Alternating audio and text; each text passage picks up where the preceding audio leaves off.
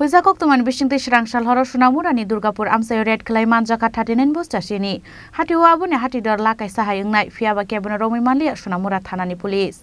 Huizakok tuman bisingte srangshal horo Sunamura thanani police te BSF ni kathalaijak saitok Mumbai Sunamura Durgapur amsaini Manir Hussein te Piara Khatunni nogo red khlai manjaka 39 bosta chini. Hati abune hati dor lakai sahai ungnai fiaba kebona Romi Manlia Sunamura thanani police.